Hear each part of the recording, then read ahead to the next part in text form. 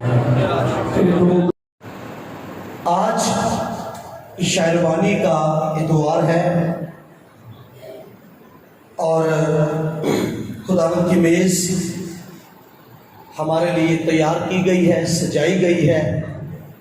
इस मेज़ पर उसका अपना खून और उसका बदन है, जिसे हम खाएंगे पिएंगे। हम में वो और हम उसमें व्यवस्था और कायम रहेंगे। आमीन। सो आज का जो टॉपिक है वो है बरकत का प्याला। बरकत का प्याला। मेरे साथ खोलिए जो मुकाशफा की कलीसियाओं के नाम खतूत हैं, वो सीरीज फिर दोबारा से दो उसके मैसेज बाकी हैं, लेकिन शायरबानी की वजह से ये शायरबानी के ताल्लुक से आज पैगाम होगा और उसके बाद फिर हम उनको कंप्लीट कर लेंगे।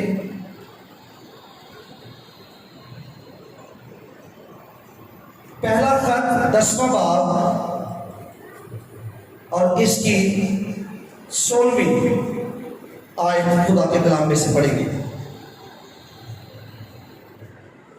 वो बरकत का प्याला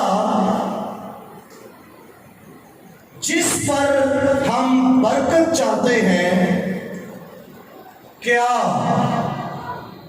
मसीह के खून की शराकत नहीं?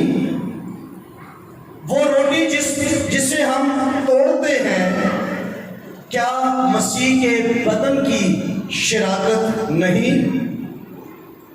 चूंकि रोटी एक ही है, इसलिए हम जो बहुत से हैं एक बदन है, क्योंकि हम सब उसी एक रोटी में शरीक होते हैं। आमीन। बरकत चाहने से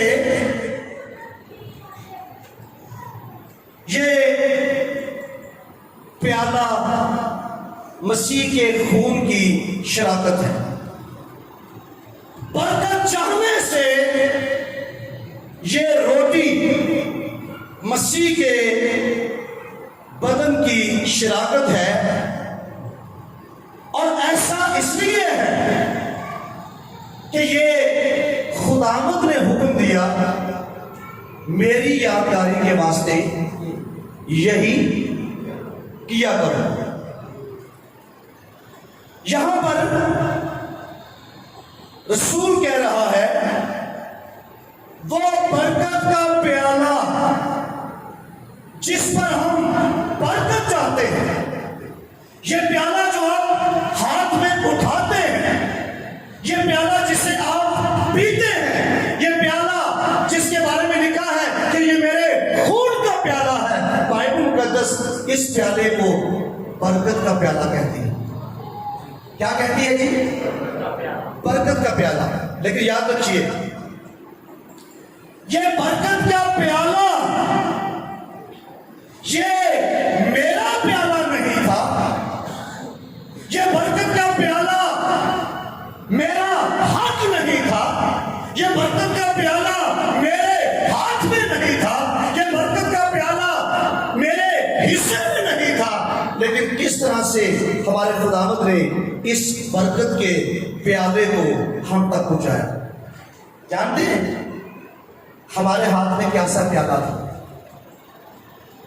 जिसे आज बरकत का प्याला कहा गया, जिसे अपने हाथों में उठाकर अपने मुंह से लगाते और हम पीते हैं, और कलाम कहता है तुम उसमें और वो तुम में कायम हो जाएगा। ये प्याला मेरा, हमारा नहीं था। हमारे हाथ में कौन सा प्याला था?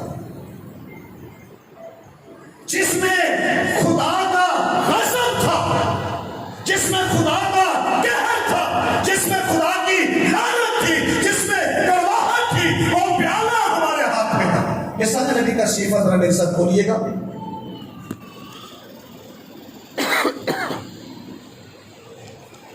यशाया 51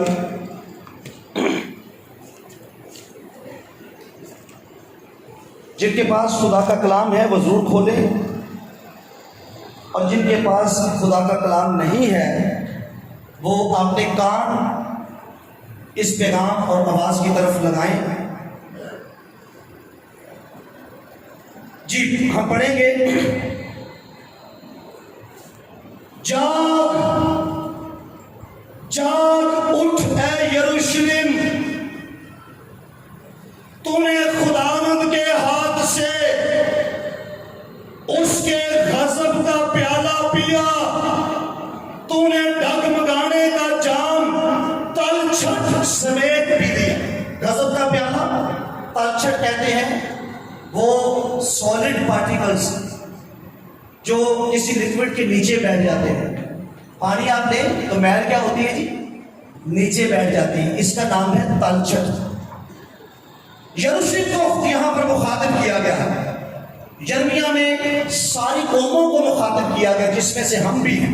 क्या लिखा है? कौमों को गज़ब का प्याला पिलाओ, इनके गुनाहों के सबब से इनको गज़ब का प्याला पिलाओ, खुदा के कहर का प्याला पिलाओ।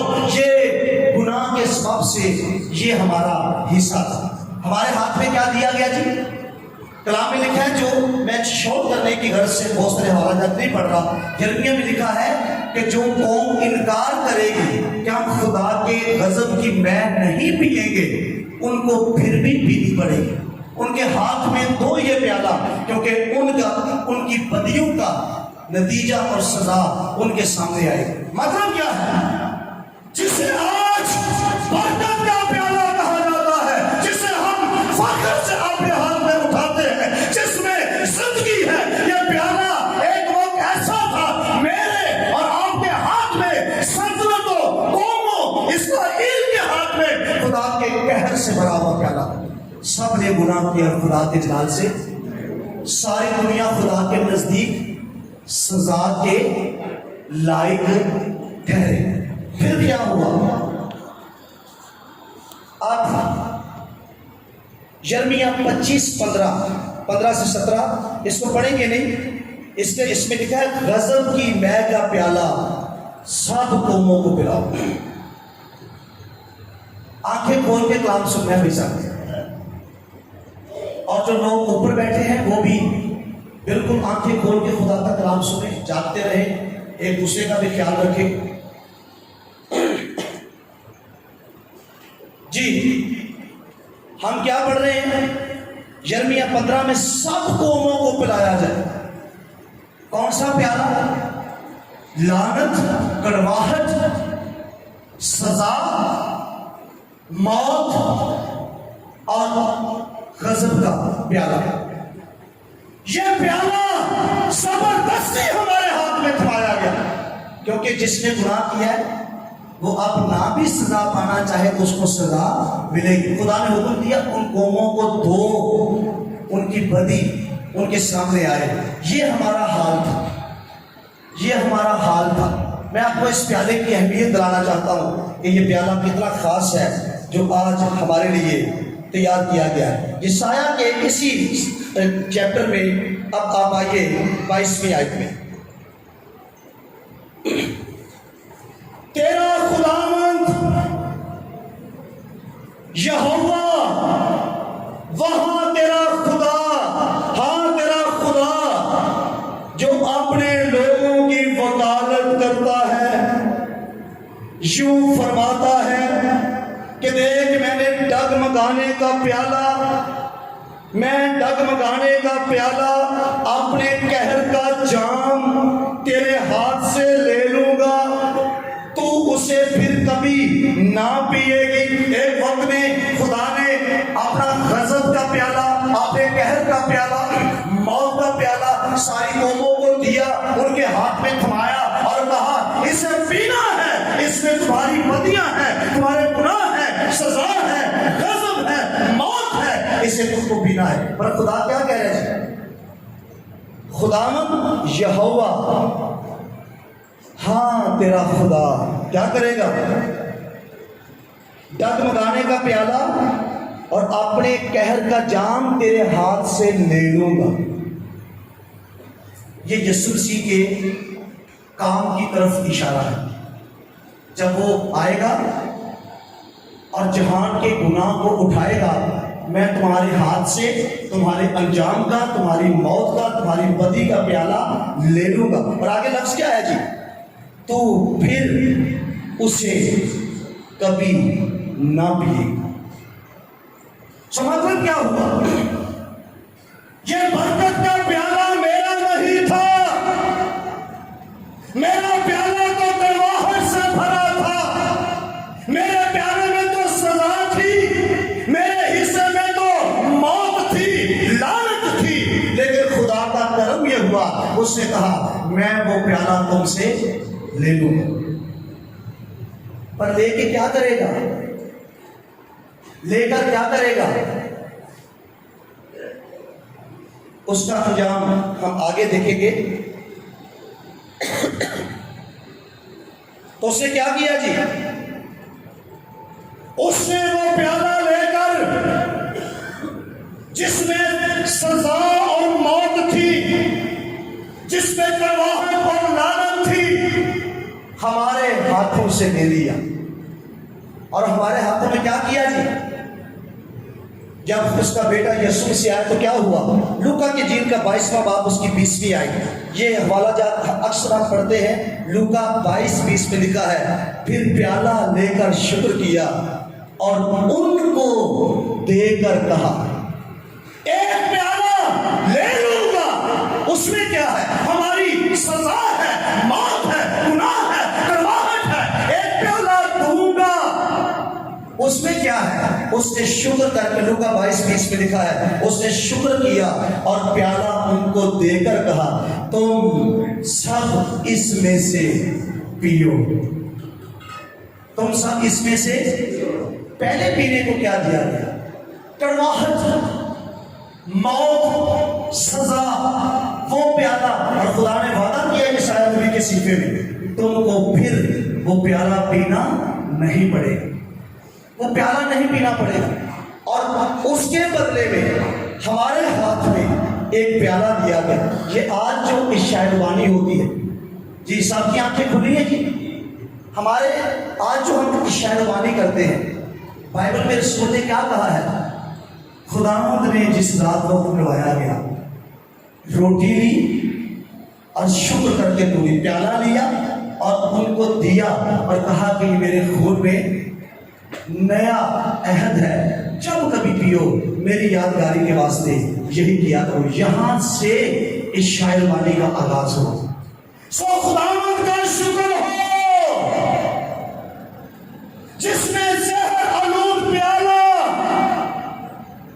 बदल कर उसे अपने हाथ में ले लिया और जिंदगी से भरा हुआ प्याला, लहू से भरा हुआ प्याला उसने हमारे हाथ में दे दिया और कहा, ये वो प्याला है जो मेरे खून में नया अहद है, इससे लो और सब पियो।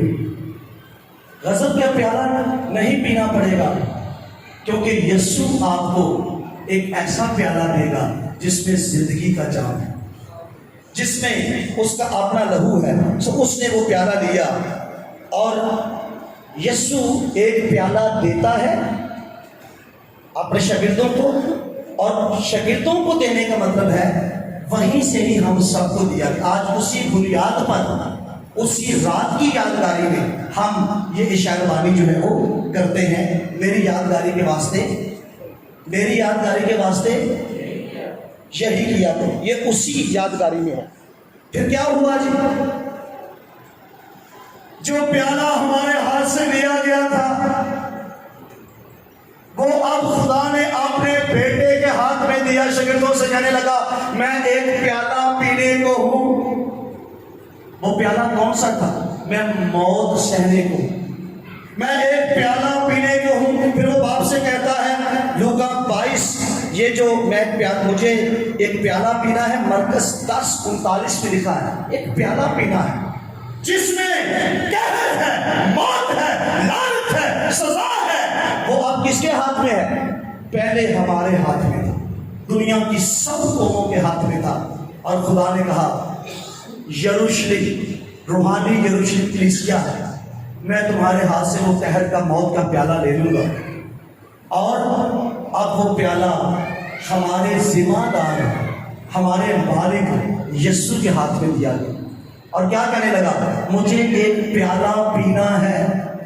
उसने वो प्याला हमसे लिया और हमारे हाथ में क्या दे दिया जी, ये मेरे खून का प्याला है, इसे आपस में बांट लो, इसमें से पियो, इसमें से पियो, पीना पड़ेगा, क्योंकि अगर तुम इसमें से नहीं पियोगे तो तुम में जिंदगी नहीं है।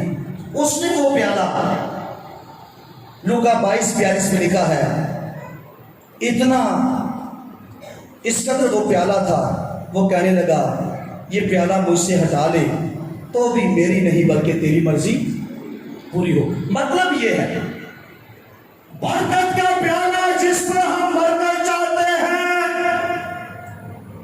आज जो हमारे हाथों में जिंदगी की अलामत है, जिसे हम खुशी से पीते और मसीह हम में और हम मसीह में कायम होते हैं, ये हमारा प्याला नहीं था, ये हमारा हिस्सा नहीं था, ये हमारा बकरा नहीं था। हमारा प्याला तो नापाकी से, मौत से, गजब से भरा था, सबने गुनाह किया और खुदा के जलाल से महमूर, पर हमारा प्याला बदल दिया गया और हमारे हाथ में एक अलग प्याला दिया गया, और वो प्याला उसने अपने बेटे के हाथ में दिया।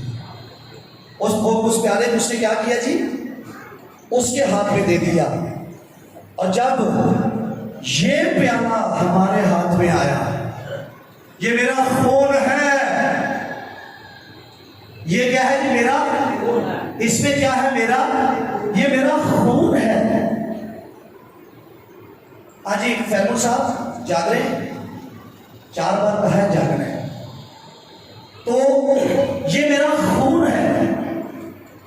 और जब वो प्याला हमारे हाथ में आया तो पता है उसके बारे में क्या लिखा, उसने मेरे सर पर तेल मला है। अगला जुमला बोलिए, मेरा लफ्ज क्या जी, मेरा प्याला क्या हो गया है जी, लबरेज हुआ है।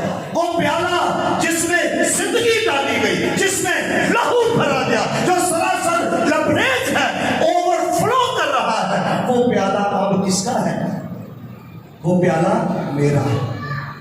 कितनी मोहब्बत से उसने जहर का जाम बदल कर हमें जिंदगी का प्याला हमारे हाथ में दे दिया, और उसने मौत को अपने बेटे यीशु मसीह के हाथ में दे दिया। और यीशु क्या कहता है, मुझे एक प्याला पीना है।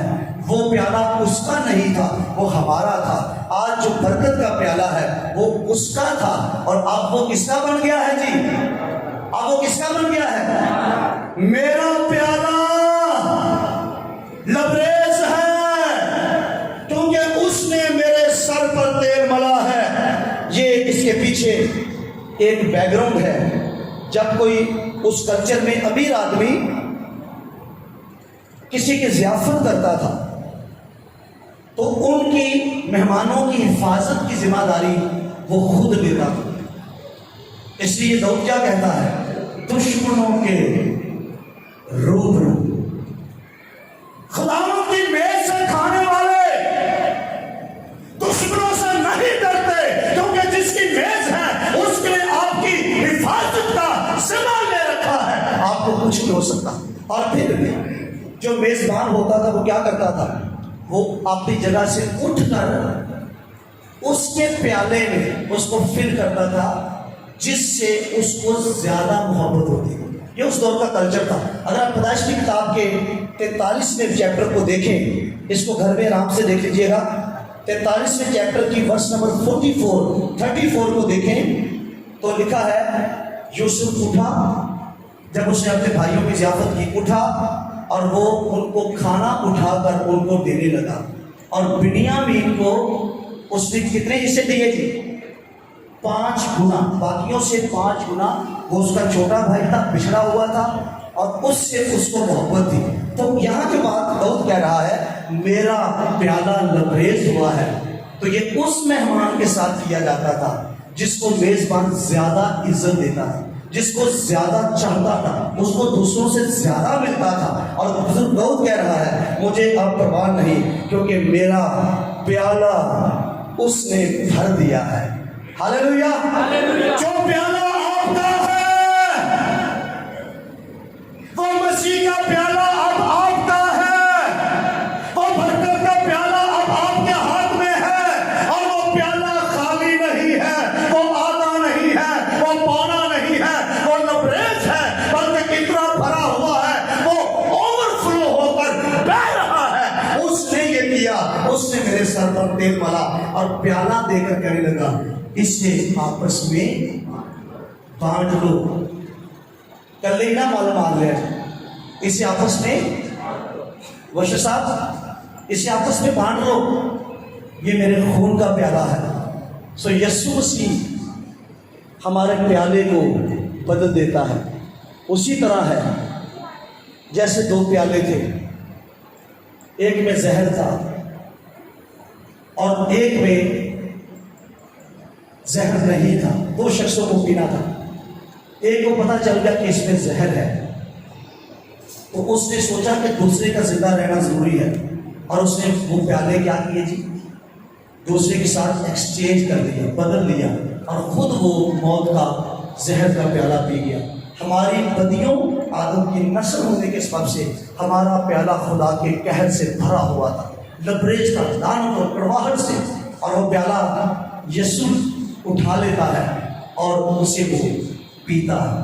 उसे वो क्या करता है जी, मुझे एक प्याला, ये मौत की तरफ इशारा, मुझे एक प्याला पीना है, और उसने ये प्याला हमारे हाथ में दिया। अब बुजुर्ग तो ज़बूर नंबर 116 में क्या कहता है, जरा खोल कर पढ़ लेते हैं। ज़बूर 116 में इस प्याले के बारे में क्या कहता है।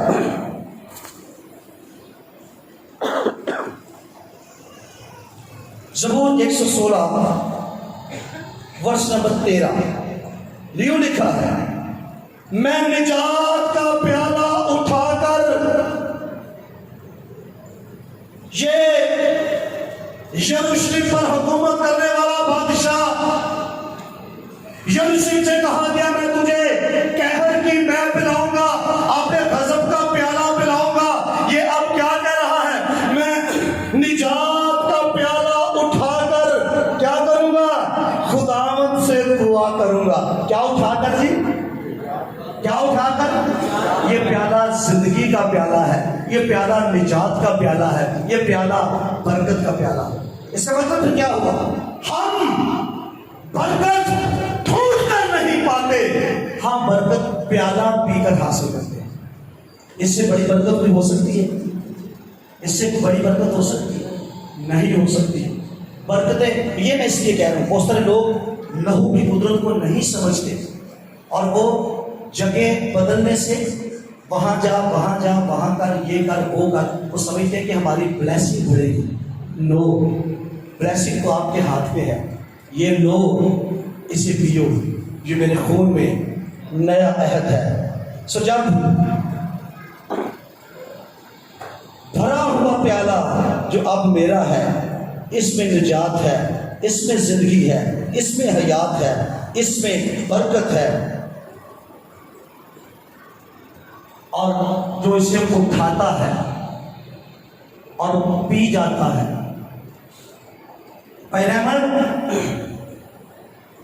समझ आ रही है ना, हालेलुया। सो जो इसे उठाता और पी जाता है, उसके बारे में क्या लिखा है, मैं खुदावंद से निजात का प्याला उठाकर दुआ करूं, निजात का प्याला उठाकर दुआ करूं। मेरी बहनों, मेरे भाइयों, खुदावंद का शुक्र है, उसने हमारा प्याला बदल दिया। आगे बढ़ेंगे। अंबिया, मैं आपको बताना चाहता हूं, ये प्याला जरा डिफरेंट है, पर जरा देखिए इसका असर क्या था। अंबिया ज़ादों में से एक की बीवी अलीशा के पास आती है। आज इधर भी सब खैरनाल है, सब ठीक ठाक जा रहे हैं, ठीक है जी, ऊपर वाले भी सब। ये बड़ी बड़ी इंतहाई बुरी बात है, इबादत में आए हैं और सो जाते। इसका मतलब है कि आप कुछ हासिल नहीं करते। तो मैं आपको ये मेरा कहना आपको अच्छा लगे कि मैं आपको नुकसान से बचा रहा हूँ, चौकीदारी कर रहा हूँ आपको, ठीक है जी। जागते रहना, अपने कलाम की हिफाजत करना जी। वो आती है अलीशा के पास, क्या कहती है, तेरा खादिम मेरा शोहर बन गया, कर्ज पड़ा है। उसे पूछा तेरे घर में कुछ है? अलीशा से कहने लगी एक प्याला तेल मेरे पास है। अलीशा के मुंह से खुदा का कलाम निकला और क्या कहा, जा पड़ोसियों से बर्तन ले, और थोड़े बर्तन नहीं लेना, थोड़े बर्तन नहीं लेना, और दरवाजा बंद करके उस प्याले को उंडेलना। उस प्याले में क्या था जी? उस प्याले में क्या था? तेल। उसको उंडेलना। कहने वाला कौन है? अलीशा। प्याले में क्या है? तेल। और इस पति के कहने से क्या हुआ? सारे बर्तन भर गए। और जब आवाज आई अब नहीं है, अब खाली बर्तन नहीं है, फिर तेल मौकूफ हो गया। इसमें आपको क्या समझ में आता है? अलीशा नबी पहले आज से थोड़ा जरा कोशिश करो, है बड़ी लड़ाई कर रहे हो नींद ना। वैसे यार कुछ सुनते नहीं कहा, ठीक है जी। मैं किसी का नाम लूं तो इससे आप सब समझ जाएं, सबको होशियार होना है। फैलगुन तो मैं नहीं सुनते, बड़े साल सुने, ये बहुत सारे हैं, आपको नहीं पता चलता। और फिर यकीन करें ये इंतहाई बुरी बात है। मैं देख रहा हूं ऐसे ऐसे हो रहा है, ऐसे मैं नाम नहीं लूंगा, बंदा पैर के पीछे बैठा है, ऐसे ऐसे यार पैसा भी सुता नहीं, और मैं देख रहा हूं तो झटके ले रहा है, टकरे मार रहा है, सुता नहीं। तो बहरहाल जी, इसका मतलब है कि एहसास है कि सोना बुरी चीज है, तो फिर जागे जी। तो अलीशा नबी ने उसको फरमाया और उसने उधेड़ा। वो प्याला जिसमें तेल है, जिसके पीछे अलीशा है, उस प्याले का असर इतना, सारे बर्तन भर दिए। फिर रिपोर्ट क्या दी गई जी? कर्ज भी उतर गया, और हमारे लिए गुजर बसर के लिए भी कुछ तेल बच गया है। अलीशा कहने लगा इसे बेचो और रोटी खाओ, गुजारा करो, गुजर बसर करो। अलीशा का हुक्म, जो कि यकीनन खुदा का कलाम ही था। यीशु मसीह के बारे में 6 ऐसे जुमले हैं अनाजील में। अब्राहम से बड़ा है, सुलेमान से बड़ा है, यूना से बड़ा है, और मूसा से बड़ा है। ये 6 याकूब से बड़ा है। ये आपको 6 मुख्तलिफ बड़ी बड़ी शख्सियात के बारे में पता चलेगा कि यीशु उनसे बड़ा है। वो प्याला जिसके बारे में अलीशा हुक्म दे रहा है, सारे बर्तन के उन्होंने क्या किया? उसको उंडेला है। जिसको अलीशा हुक्म दे रहा है, यहां तो वो है जिसका प्याला है, जिसने हमारे हाथ में दिया है, जो अलीशा से भी बड़ा। उसमें तेल था, इसमें कुदरत वाला लहू है। इस प्याले को जो अलीशा ने उस नबी की बीवी को दिया, इससे तेल, उसका तेल तो मकरूफ हो सकता है, लेकिन मेरी यादगारी के लिए यही किया करो, ये लहू का प्याला कभी खत्म नहीं हो सकता। तो मैं यहां से आपको क्या बताना चाहता हूं?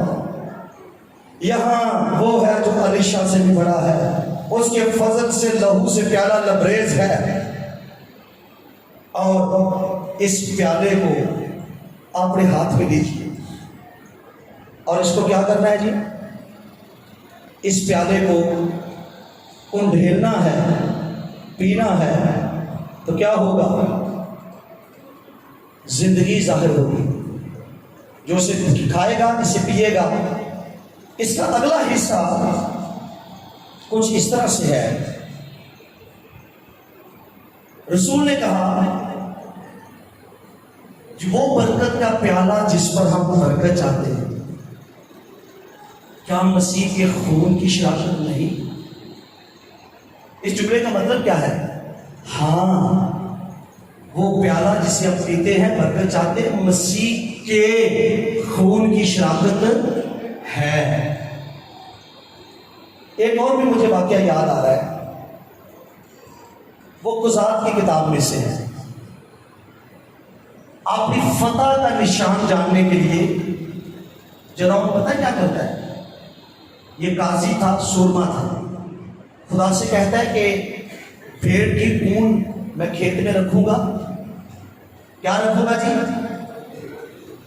भेड़ की ऊन मैं खेत में रखूंगा, सिर्फ ऊन पर औस पड़े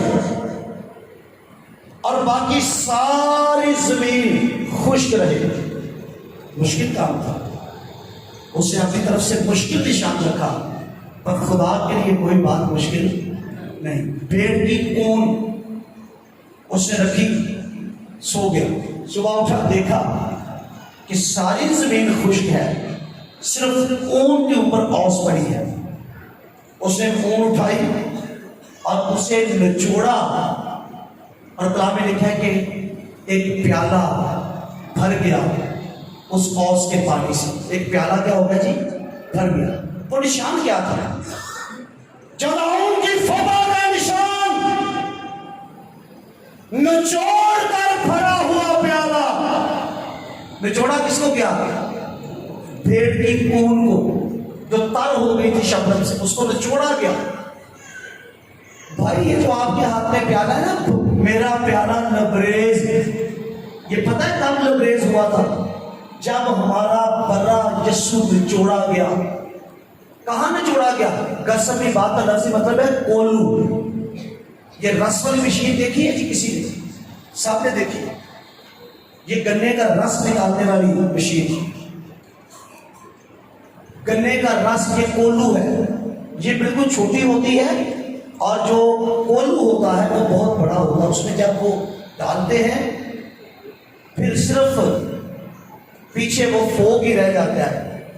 पंजाबी फोग, पछियां, बस वही रह जाता है, रस निकल जाता है। कोलू का शब्द का मतलब है कोलू। लूका की इंजील में लिखा है, फिर वो चंद कदम आगे बढ़ा,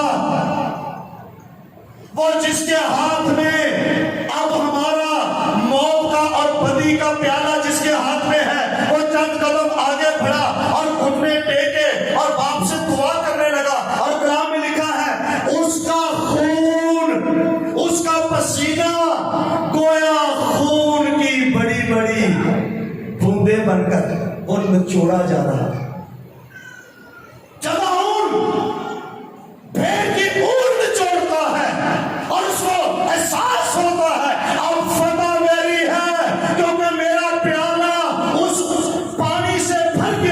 शबनम के पानी से भर गया है, अब मुझे खुदा फिलिस्तियों से फतह देगा। और जब आपके प्याले में आपका बर्रा यीशु निचोड़ा गया, ये कोलू था जिसमें से यीशु को गुजारा जा रहा था। जीते जी इतना दुख, इतना कर्ब, पसीना किसमें कन्वर्ट हो गया? किसमें कन्वर्ट हो गया जी? खून की बड़ी बड़ी बूंदें। और वो आपका कप, आपकी बरकत का कप भर रहा था। आपके बरकत का कप लबरेज हो रहा था। फिर उसके हाथों में किरीट होके गए, प्याला और भर गया। फिर उसके पांव में किरीट होके गए, बरकत का प्याला और भर गया। उसके सर पर कांटों का ताज, बरकत का प्याला और भर गया। और फिर उसकी पसली को छेदा गया, गोले मारे गए और वो मार खाता रहा, उसको निचोड़ा गया जब तक आपकी फतह का प्याला भर नहीं गया। और इसलिए हम खुशी से कहते हैं, मेरा प्याला क्या हुआ है जी? लबरेज हुआ, खून से भरा हुआ। और ये आपकी फतह का निशान है। शबनम फतह का निशान हो सकती है, तो लहू क्यों नहीं हो सकता? वो भेड़ की ऊन निचोड़ी जा सकती है, यहाँ तो खुदा का अपना बर्रा है। देखो ये खुदा का बर्रा जो जहां का गुनाह उठा लिया जाता है। अगर खेत में ये काम हो सकता है तो गतसमनी के बाग में ये काम हुआ और उसको जो छोड़ा गया, आप अंदाजा नहीं लगा सकते कि उस वक्त यीशु मसीह की फिजिकल कंडीशन क्या थी। इतनी कमजोरी थी, इस तरह कंडीशन थी। एक फरिश्ता उसे दिखाई दिया और उसे क्या देता था जी? तकवीर। और क्या लिखा है? रूह तो मुस्तैद है और बदन क्या है? कमजोर। सो जदाऊन इस फतह को देखता है और वो फतह हमें अपने हाथ में महसूस होती है। हम उसको समझते हैं कि वो शबनम फतह का निशान तो हो सकती है, खुदा की तरफ से उसको दिया जा सकता है। तो ये लहू तो उस बर्रे का है जो हमारी खातिर अपनी जान को कुर्बान करता है। सो रसूल ने ये कहा है, क्या मसीह के खून की शराकत नहीं? लहू पीने वालों, क्या जानते हो इसका मतलब क्या है? इसे पीने से मसीह के साथ शरीक होते हो, इकट्ठ होता है, अकाई होती है, एक होते हो मसीह के साथ। जब ये प्याला उठाते हो आपके जहन में ये बात रहे, मैं मसीह के साथ शरीक हो रहा हूं। क्या ये मसीह की शराकत नहीं? बिल्कुल है। खुदा हमको मसीह से दूर नहीं रखना चाहता, वो हमें मसीह में शरीक देखना चाहता है। कहाँ देखना चाहता है? मसीह में शरीक, शामिल। और इसके लिए ग्रंथियों के पहले खत को हम पढ़ रहे थे, इसी को जरा खोलिएगा। पहला बाब, चैप्टर नंबर 1 वर्स नंबर 9 हम देखें खुदा का कलाम क्या फरमाता है हमारे हक में। 9वीं आयत, खुदा सच्चा है। Hallelujah, hallelujah, hallelujah. खुदा क्या है जी? सच्चा। वो झूठ नहीं बोलता, खुदा सच्चा है। जिसने तुम्हें अपने बेटे हमारे खुदावंद यीशु मसीह की शराकत के लिए बुलाया है। किस काम के लिए बुलाया है?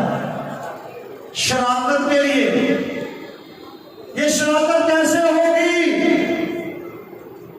इसकी राह ये बरकत का प्याला है।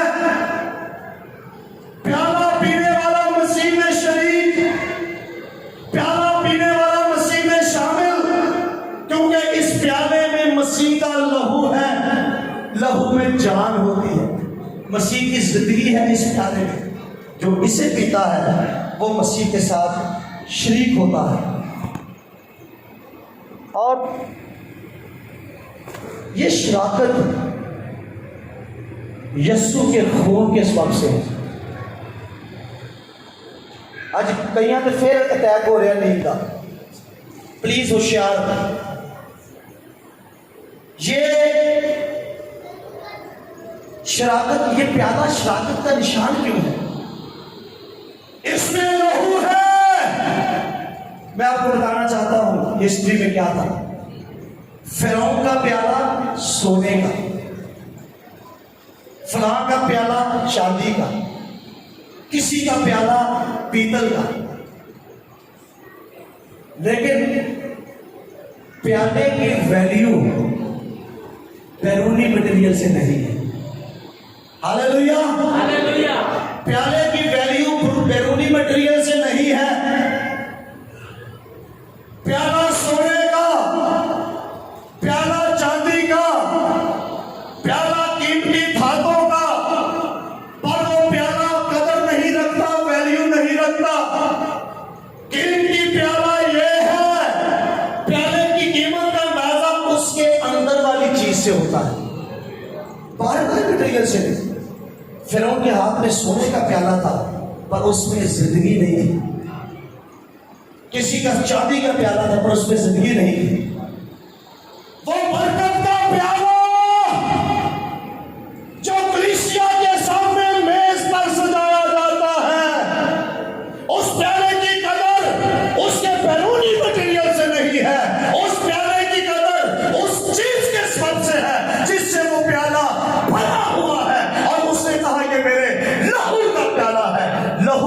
प्याले में आपको पेश किया जाता है। ये बड़ा कीमती प्याला है, इसमें खून है, पियोगे तो जिंदगी हासिल होगी। पियोगे तो क्या हासिल होगी जी? जिंदगी हासिल होगी। सो इसलिए रसूल कह रहा है ये मसीह के खून की शराकत है। भाई आशिक सैटे मामला हालेलुया।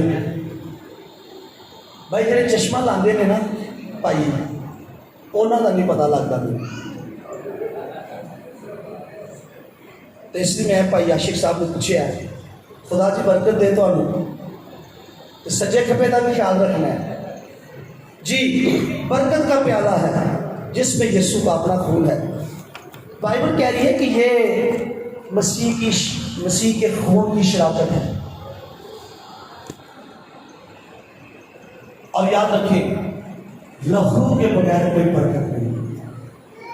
ये लहू से भरा हुआ प्याला ही बरकत है, क्योंकि बरकत लेने के लिए लानत का मिटना जरूरी है। और दुनिया में कोई ऐसा केमिकल, कोई ऐसी चीज नहीं जो लानत मिटा सके। लानत मिटाने वाली एक ही चीज है, तुम्हारा निकम्मा चाल चलन जो बाप दादा से चला आता था। किसी का बाप दादा दिया जलाता, किसी का बाप दादा पीरी फीरी करता, किसी का बाप दादा गुलदार खाता था, कोई कुछ करता था। भाई ऐसे ही था ना, हम सब ऐसे ही थे। पर निकम्मा चाल चलन जिसमें लानतें थी, खराबियां थी, जहालतें थी, तारीकी थी, उससे तुम्हारी खलासी कीमती चीजों और सोने चांदी से नहीं हुई। कैसे हुई है? उन लानतों से खलासी बर्रे के बेशकीमत लहू से हुई है। यह प्याला बहुत कीमती प्याला है, इसलिए नहीं कि इसका मटेरियल बड़ा अच्छा है, इसके अंदर बड़ी अच्छी चीज है। यीशु का पाक लहू इस प्याले के अंदर है। ये मेरे खून में नया अहद है, ये मेरे खून से भरा हुआ प्याला है। और यीशु के खून के अलावा इस बात को प्लीज समझिए, यीशु का लहू अगर आपकी जिंदगी में नहीं है, आप पीते नहीं, छींटे नहीं, लेते छींटते नहीं, खून के बगैर कोई बरकत नहीं। तो बरकत का जरिया कौन है जी? सर बरकत का सबब कौन है? लहू। और लहू क्यों है? क्योंकि बरकत के लिए लानत का मिटना जरूरी है, और लानत खून के सिवा कोई और चीज नहीं मिटा सकती। अगर किसी खानदान के पीछे नस्ली लानते हैं, कुछ ना करें, सिर्फ यीशु के खून में छिपते, हालेलुया, वो लानते जाती रहेगी। तो खुदा ने हमें अपने बेटे की शराकत के लिए बुलाया है। इस प्याले को पीने से, शराकत का मतलब है साझेदारी। कुछ चीज़ों में हम मुश्तरक हो गए, शामिल हो गए, और किन चीज़ों में शामिल हो गए? जो जिंदगी मसीह में थी वो ही जिंदगी अब हम में है। किस वक्त से हमने उसका प्याला पिया है, जिंदगी का प्याला पिया है, उसकी जिंदगी को पिया है, वो हम में और हम उसमें शरीक हो गए। और हमारा बुलावा मुकद्दसो, बाइबल कहते हैं अपने बुलाए जाने पर गौर करो। आपका बुलावा, जिस काम के लिए बुलाए गए हो, अगर आप वो काम नहीं कर पाओगे, आपके बुलावा बेकार हो जाएगा। आपका बुलावा क्या है? खुदा ने हमें अपने बेटे में शरीक होने के लिए बुलाया, मसीह की शराकत के लिए बुलाया है, मसीह की शराकत के लिए बुलाया है, मसीह की शराकत के लिए बुलाया है।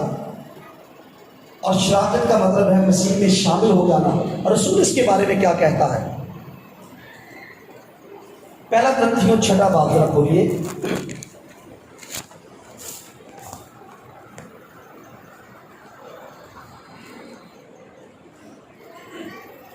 छठा बाब वर्ष नंबर 14।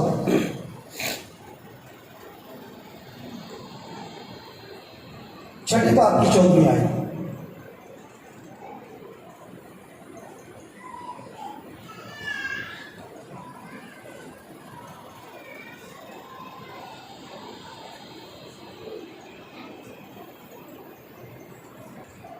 सॉरी ज़रा मेरे शायद लिखने में मुझसे यहाँ पर है मसीह के साथ एक रूह होता है जी, ये 17वीं आयत है।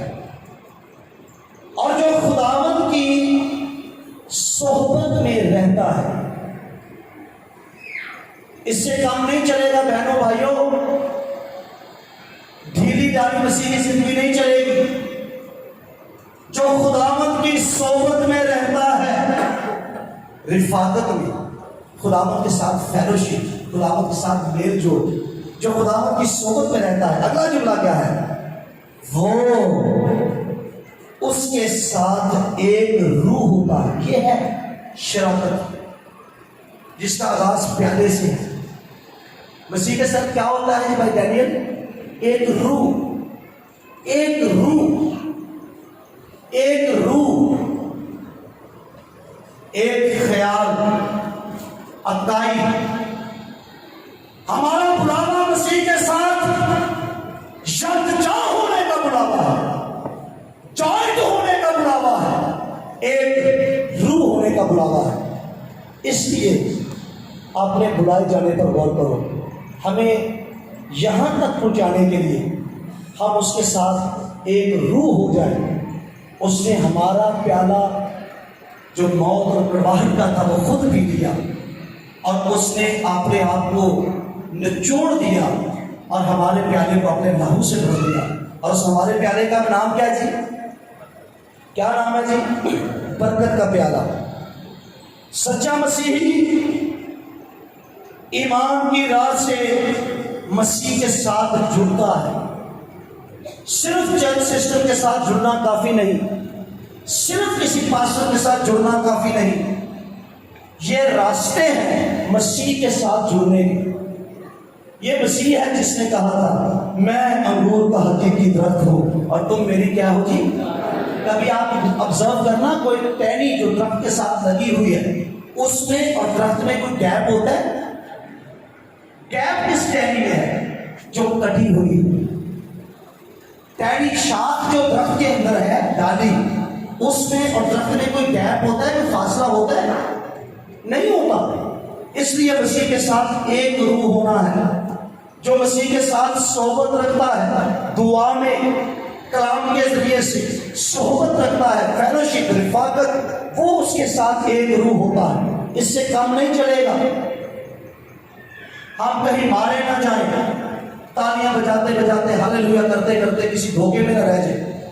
जो खुदावंद की सोहबत में रहता है, वो उसके साथ एक रूह होता है। जैसे बुरी सोच अच्छी आदतों को बिगाड़ती है, वैसे ही खुदावंद की सोहबत आपको काबिल बनाती है। क्या करती है जी? काबिल। इसके लिए उसने अपना खून दिया है, जिसमें उसकी अपनी जिंदगी है, और वो आपको इतना व्यवस्था देखना चाहता है जैसे डाली दरख्त के अंदर व्यवस्था है। आखिरी एक जुमले पर गौर करेंगे। क्योंकि हम एक प्याला पीते हैं, ये बड़ी खास बात है, एक प्याला पीते हैं। इसलिए हम जो बहुत से हैं, हम जो बहुत से हैं भाई शौकत, हम जो बहुत से हैं, एक प्याला पीने के सबब से मसीह के साथ एक होते, बदन में शामिल होते। और क्या बनते हैं जी? एक बदन। हम जो बहुत से हैं,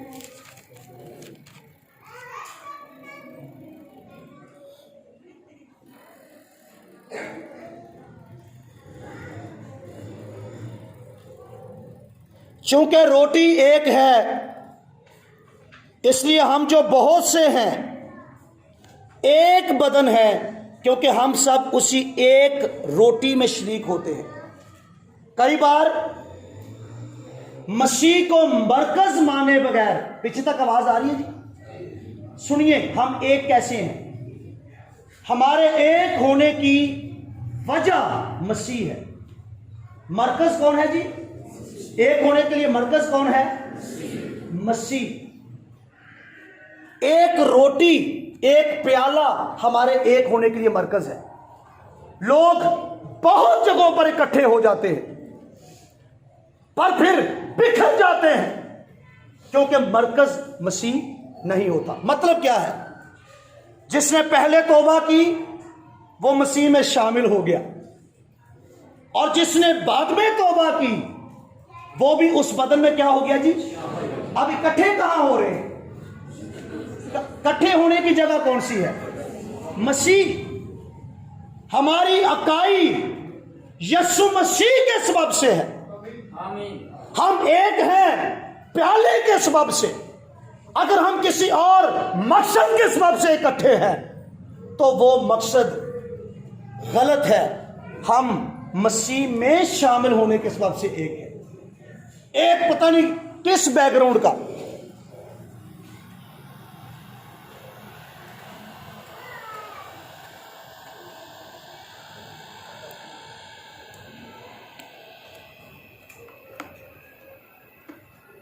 छोटा जनरेटर तो नहीं चला लिया उन्होंने कहीं जी। एक पता नहीं किस बैकग्राउंड का, एक किसी और बैकग्राउंड का। ये कलीसिया में मोहब्बत कहां से आ गई है? दुनिया तो अपनों से प्यार करती है। ये एक साथ रहते हैं, ये इकट्ठे रहते हैं, इनका मरना जीना इकट्ठा है, खुशियां इकट्ठी हैं। इसका सबब यह है इनका प्याला एक है। ये लाइटें कम करें ऊपर जाके।